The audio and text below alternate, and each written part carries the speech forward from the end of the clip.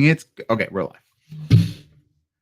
Okay, welcome to a very impromptu podcast of the Binary Business Show. I'm joined today by two very wonderful guests. My name is Logan Edmonds, CEO of TTS. Why don't you two go ahead and introduce yourself? Go ahead, Joe. Aaron,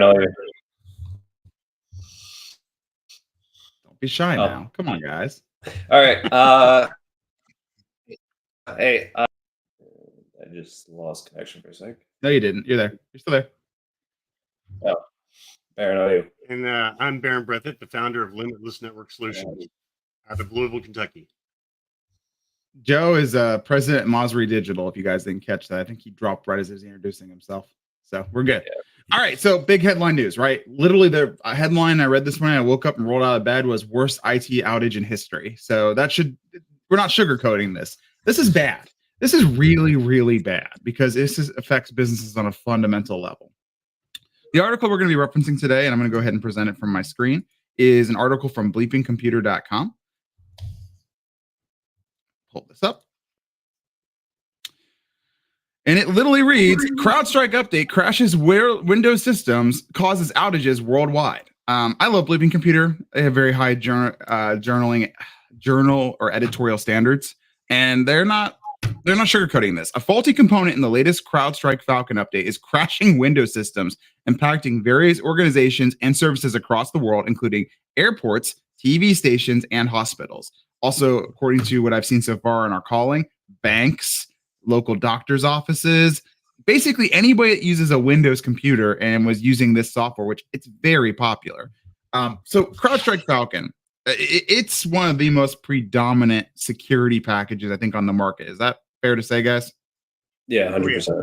Yeah, like I myself have heard about them, and you know, I've been around for a while. They're publicly traded. You can go buy stock. I mean, they've been around for a while. A lot of businesses use them, and I'd also say, and I believe this is true, CrowdStrike's probably the biggest company branded name in security right now, at least in terms of market presence and marketing. Is that fair to say as well? Yeah, pretty much so. Yeah, they've got all the advertising, all the race cars are branded with their stuff. And, didn't they have a Super Bowl ad last year? Wasn't that them? Didn't they buy a Super Bowl ad? Wasn't that them last year? Yeah, they're not hurting. No. They're a huge conglomerate, and they're everywhere. Like they do enterprise, and I've run into them in the wild all the time. Basically, what it came down to is they released an update for their software, and it broke Windows operating system, where when you turn on your computer after the update passes through, it just goes to what's called the, I love the term, the dreaded blue screen of death, right? You know, that little unhappy smiley face that comes back and he says, "Oh, we crashed." I think they actually had a screenshot in here. Hang on, I'm gonna see if I can find it. No, they didn't. But you know what I'm talking about. If you ever had a Windows computer at some point in your life, you've gotten that little unhappy smiley face that says, "Oh, sorry, we broke." You guys know. I know you guys know what I'm talking about. Oh yeah. I think the biggest thing. So there's good news and bad news here. Reading this article, one, there is a fix. That's good news, right? Man, sorry, Amber Alert. So there is good news. There is a fix, and it's currently live. The bad news: you can't remotely deploy it, as far as I can tell, and it's not something that can be automated. It requires a physical body visiting each impacted machine, which, if you're using CrowdStrike Falcon appropriately, means it's going to be all your machines, because you should have been installing it on almost every machine that you have. I was doing the rough napkin math here, right? Like, how many computers does an airport have? Hundreds. Not thousands, right? Like, you're going to have to deploy. For airlines, I would think. Yeah. Each terminal has one, obviously. You got the back offices, front counters. I was just thinking, like, doctor's offices, same thing. Like, I know all of us have doctor's offices that we service as a client. Like, that can be anywhere from 10, 20, 30 computers, right? Like, you now have to send somebody who knows what they're doing to each impacted machine to apply the fix. Yeah. Or the fix doesn't take too long, for what I'm saying. It does seem to be fairly quick, but it's not very easy to do in terms of, you have to boot in a safe mode. You have to go find this random driver file buried in the directory. You have to open it in a text file, and you have to you have to find the text file that indicates the driver update, and you have to delete it. That's how you fix it. That's not something that's easy to walk somebody over the phone through. Am I fair for saying that? Very much so. Yeah. Well, it didn't just affect Windows operating systems. I mean, they're talking about Epic EMR, which is its own operating system, its own right. So Cerner and Epic are down on both sides of the country as well. And so this is the security layer on top of all these other things. This didn't just hit Windows machines; it hit everything that CloudStrike was installed on. This is going to cost millions, if not billions, of down productivity. Probably we're already in the billions, if I'm being honest with how wide this is in terms of lost revenues and opportunity. I saw indications that, and I don't have the report in front of me, I saw it come through my news feed, that Azure is also being impacted, at least in the central region. So if you're running on Azure cloud services, you might be impacted by this. And that's even more gnarly because you can't do anything about that, right? Like that's dependent on, like you said, the Epic backend team, the Microsoft backend team actually going in, because chances are there's a server somewhere running, running the operating system that powers all of this, and it had CrowdStrike Falcon somehow deployed on there. When you're talking in those environments too, Baron and Joe, those environments are absolutely massive. It's like looking for a needle in a needle stack, I'd feel like, right? Hey, which one of these computers is the one that's causing the cascading failure? That's just another whole thing. So we should take some bets here. How long do you think it's going to take for this is resolved? What's your guys' educated hypothesis? Like, I bet as a fully resolved? Most of this by Monday morning will be resolved, I would think. But there's going to be a lot of hardworking IT people working all weekend. Yeah, and my biggest concern is twofold, right? One, this is not the only time this is going to happen. Like, we've been preaching, this is a risk for businesses for a long time. Just buying an automated software and saying, "Yep, they take care of their own crap." No, you've got to have some kind of quality assurance process in place for stuff. I hope most businesses would know before you implement a patch, you should test it, right? Like, that's part of what we do. It was MSPs. We go in and make sure, okay, before we apply this update to 1,000 computers, let's go ahead and stick it on a machine or two and just test it out and make sure that it's not going to bork everything. There is quality assurance with how bad this is. Probably would have saved the day, right? Like, it seems like based on all indications, it's pretty quickly apparent when you install this update, like the whole computer just crashes. So I'm hoping there's some IT teams out there right now that are patting themselves on the shoulder saying, "Hey, we tested this and saw this yesterday and we're doing good." Right? Or they just said, "No, we're going to hold off on the update until a little later this week till we can test." I think small businesses in particular have been saying for a long time, that's just unnecessary. We trust our vendors, yada, yada, yada. I don't think you can make that call anymore. You got to have some kind of QA process for this kind of stuff.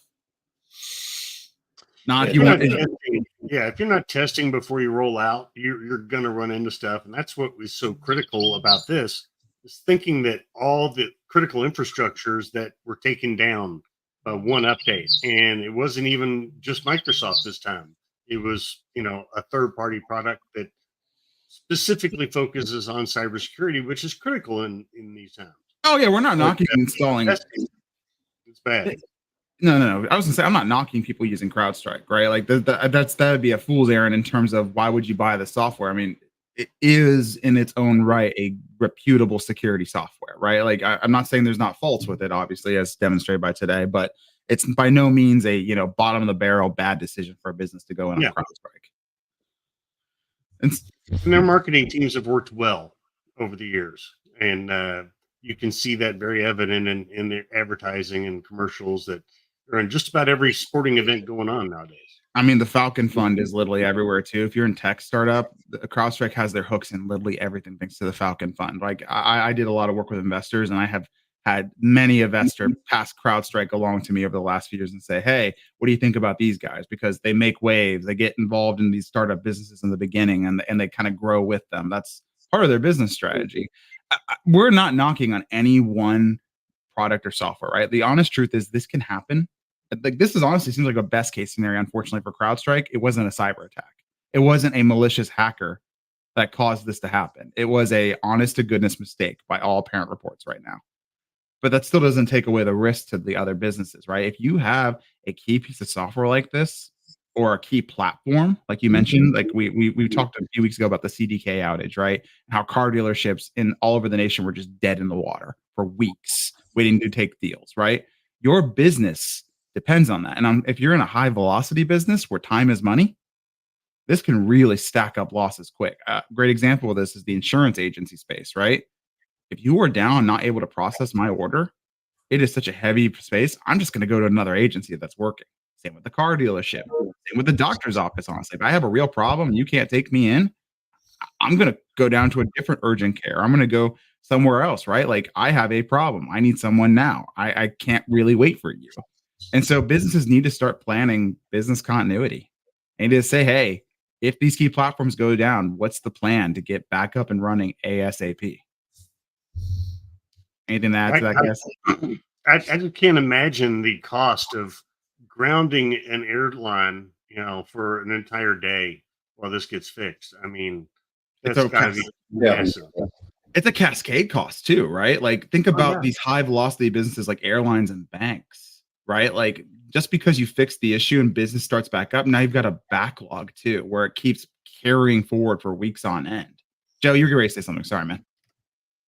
Oh, yeah, no, I completely agree. And it's also a matter of just because you have a product, whether you're buying it fully managed, like I was speaking with a couple other IT companies who are under the philosophy of, I'm going to buy this product and they're going to do everything for me, right? I'm buying this product, I'm trusting they're going to manage everything, they're going to push it. But if you can't support it internally and you're not able to deploy or be able to support even a little thing, like something as major as this, it's going to really bite you in the ass back if you really can't get anywhere. I mean, yeah, I mean, shameless plug here, right? Like tools are all well and good, but somebody's got to make sure the tools are thoughtfully deployed and managed in terms of like how they impact the business's bottom line. And this is a shameless plug for us as MSPs. That's basically our entire business model, right? Like we Yeah. are putting the best in class tools together for you and servicing them with a thoughtful human hand to make sure that the risks of using these tools are mitigated to your business and you're getting the maximum output for the minimal amount of risk.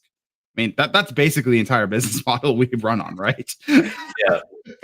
So, I mean, here, what should our users do? Well, first and foremost, there is a fix. And I mentioned this before. If you're impacted by this, call the phone number beneath. We have people standing by right now in New York, Ohio, and Kentucky. If your business is located anywhere in that regions, we can get you taken care of. And that's just the people on this call. We have a whole network. We can service all 50 states if need be. If you need someone to get out there and help you, we can help. So call the number 614-468-8649. If you're watching this on a live stream, you can also just DM me. I will be checking my DMs all day. Other than that, what should our users do going forward? Right? Like our audience, I should say. What should our audience do going forward? And honestly, here's my take. Implement some kind of quality assurance process on your software before you apply all the updates that then, and that's the thing too, right? We don't want you not to apply updates because that's equally almost as bad. You have to apply the updates, but you need to have some kind of process when you implement patches and updates that vets them to make sure they're not going to break your business, whether that's through outsourcing through a partner or bringing it in house. That's my takeaway. What about you two? What's your takeaway on this for our audience? No, I 100%. think- Sorry, Go Barry. ahead. No, go ahead, Joe. No, I was just gonna say I completely agree. It's something that really needs to be tested, and whether you partner with companies like us, or you have it internally, or you're planning on bringing it internally, it's very crucial to making sure that no matter what happens, you're structured in a way that you can either prevent this from happening or properly recover in a timely manner if you were to be affected by something like this. Yeah. Baron? I think one of the major things to learn from this is realize what your backup plan is. When these systems do fail, you have to have a documented backup plan for not just the backup of your data, but the backup of running your business in the meantime till your business gets back up Absolutely. and running. So you have to have a process in line, whether it's going back to paper, as they said in the old days in the medical process. People hate that process, but it works. It'll get us through this, and it's not like these aren't things to be concerned about. I mean, the political climate that we're in, as far as a global economy with wars and everything on, we have to expect outages to occur. It's just going to get worse. So Yeah. have a backup plan. Business continuity and disaster recovery, man. That's a big one, right? The business must keep going no matter what. I 100% agree. And last thing to take away here is you can't. A lot of people tell me, well, it's not a good time for me to tackle this on, right? Because I get it. Running a business, you're busy, you're stressed out, you've got a billion and one things to do. Let's be honest here for a second, though. There's never a good time to have this conversation and do it. There's only a worse time. Turns out today's probably for a lot of people a worse time, right? We do not want people to wait till a worse time to have this conversation because it's way worse, pun intended, to have the conversation during the worst time. So if you've been holding off on starting this journey, our recommendation, obviously, and I know we're biased, so take that as you will, but I think the evidence supports itself. It's time to start having that conversation and figuring out, like Baron said, what is your plan? What is your plan when something like this happens? Because you need to have one. Business continuity should be a priority in every business that's out there. Yeah. So, okay, one more time before we end the stream, because I think we're at 15 minutes. If you guys are struggling with this specific issue, or you just want to learn more because this has sort of been your wake-up call and you realize, hey, I need to do something, you can call the number in the banner below, 614-468-8649. Or you can just go ahead and DM me via LinkedIn, Facebook. We're live on YouTube as well. Hit me up. We will get you sorted. We have partners in all 50 states. On this call as before, if you are in the Kentucky, Ohio, or New York areas, one of us three can help you right now with our team standing by. So we want to get you up and running ASAP if you're impacted by this. Thanks, everybody. Thanks, guys. Thank you.